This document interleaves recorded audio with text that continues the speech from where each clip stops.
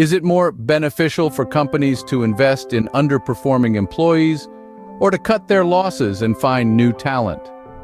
This question is at the heart of a modern management dilemma.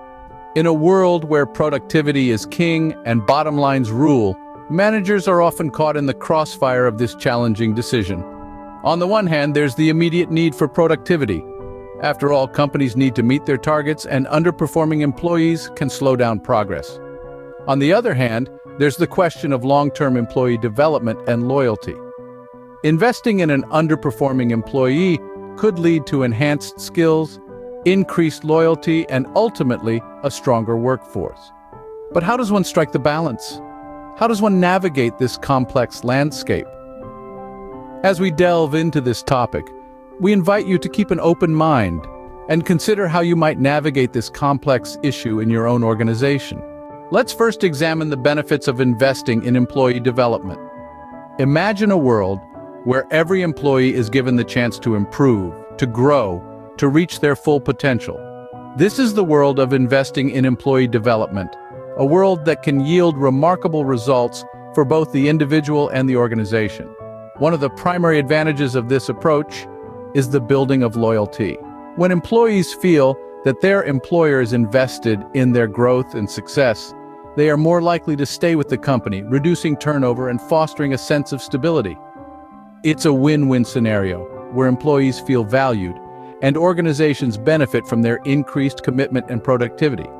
This investment also boosts morale. Picture a workplace where everyone knows their strengths are recognized, their weaknesses are not ignored but addressed, and their potential is nurtured. Such a workplace breeds positivity and engagement, leading to better performance overall. But it doesn't stop there. Investing in employee development can also uncover hidden talents. You never know what skills or abilities might be lurking beneath the surface, waiting for the right opportunity or training to be brought to light. By investing in your employees, you're not just improving their current skills. You're also exploring the possibility of uncovering new ones that could be a boon to your organization. Now let's bring this to life with some real-world examples. Consider the case of a well-known tech giant that made a conscious decision to invest in their employees. They provided extensive training and development opportunities, and in turn, they saw a surge in innovation and a dramatic increase in their market share. The employees felt valued and motivated, leading to groundbreaking ideas and products that set the company apart in their industry. Investing in employees also has a profound psychological and cultural impact. It creates a supportive work environment that values growth and learning. This not only attracts top talent, but also fosters a culture of continuous improvement, where everyone is encouraged to learn, grow, and contribute to the best of their abilities. But let's be clear, this isn't just about being nice, it's about creating a competitive advantage. Companies that invest in employee development are often the ones leading the way in their industries, setting standards and pushing boundaries. They're the ones that recognize that their greatest asset isn't their product or their technology, but their people. Yet it's important to remember that every coin has two sides. While investing in employees can yield impressive results, it's not always the only or best solution. There are situations where the costs of development might outweigh the benefits, or where an employee's performance or behavior warrants a different approach. It's all about finding the right balance, the sweet spot where both the employee and the organization can thrive. Investing in employees can yield impressive results, but it's not always the only or best solution. On the flip side, there are situations when replacing underperforming employees with new talent can be more cost-effective and efficient. Let's delve into the numbers. Cost is a significant factor in any business decision, and the cost of training an employee versus hiring a new one can be quite surprising. On average, the cost of training an existing employee can be up to 2 to 3 times higher than hiring a fresh recruit. This is because the costs of training not only include the direct costs of the training program itself, but also the indirect costs such as the productivity lost during the training period. But it's not all about the money. Bringing in new talent can also inject fresh perspectives and skills into your team. Diversity of thought is a powerful catalyst for innovation.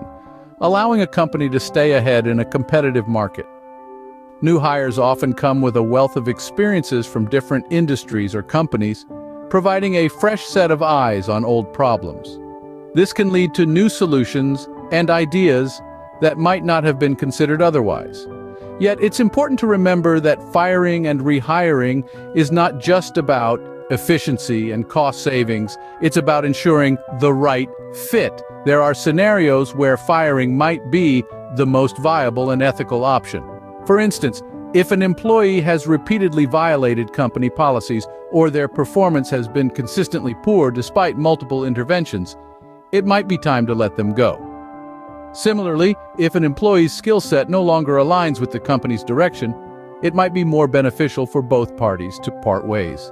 For example, if a company is moving towards more technology-driven operations and an employee is struggling to adapt to the new tools and software despite training and support, it might be a signal that their skills are not a good fit for the company's future. But let's not forget the human aspect of firing and rehiring. It's a decision that impacts not just the company's bottom line, but also the lives of the people involved. It can affect morale, productivity, and the overall culture of the workplace. It's a decision that should be made with care, empathy, and respect for the individual. And of course, it's not always a binary choice between firing and rehiring. There are other options to consider, such as offering additional training, coaching, or even reassigning the employee to a role that better suits their skills and interests. Firing and rehiring can be a strategic move, but it's not a one-size-fits-all solution. Each decision should be tailored to the specific circumstances of the company and the individual. It's a delicate balance, one that requires insight, understanding, and a keen sense of justice. So, how do we make an informed decision between investing in an employee or letting them go? It's a complex question, but there are strategies that can guide us towards a solution. First and foremost, consider performance evaluations. These assessments offer a clear picture of an employee's strengths and weaknesses. But it's not just about numbers and metrics, it's about understanding the individual, their potential, and their drive to improve. Remember, an employee who shows a desire to learn and grow might be worth the investment. Feedback mechanisms also play a crucial role. Open lines of communication between management and employees can reveal insights that might not be apparent in a performance review. Is the employee not feeling challenged enough? Are they grappling with personal issues that might be affecting their work?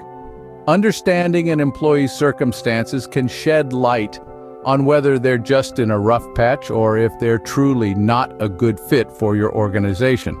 And don't forget about the potential for reassignment. Sometimes an underperforming employee in one area might excel in another. It's about finding the right fit, the right role, and the right team where they can shine. But beyond these strategies, it's important to foster a growth mindset culture within your organization. This is a culture that values learning and improvement, not just for the employees who need it, but for everyone. It's a culture that sees failures and setbacks as opportunities for growth rather than reasons for dismissal. And it's a culture that welcomes new talent, integrating them into the organization and providing them with the tools to succeed. It's a delicate dance, this balancing act between investing in an employee and letting them go. It requires careful thought, open communication, and a deep understanding of both the individual and the organization's needs. The key is finding a balance that works for your unique organization and its employees. After all, management isn't just about making hard decisions. It's about making informed decisions that foster a healthy, productive, and engaged workforce. We've looked at both sides of the debate, and it's clear that the decision should be tailored to the specific context of the company and the employee in question. Investing in underperforming employees can foster loyalty, morale, and perhaps even uncover hidden talents. But sometimes it may be more efficient and cost-effective to bring in fresh talent, especially when the current skill set no longer aligns with the company's direction. Striking a balance is key.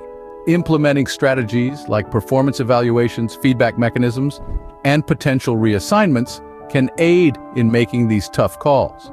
And fostering a growth mindset culture can support both the development of current employees and the seamless integration of new ones. But remember, the long-term impact of these decisions on company culture and employee morale should not be underestimated. So next time you're faced with an underperforming employee, will you choose to invest or dismiss? The answer may not be as straightforward as you think.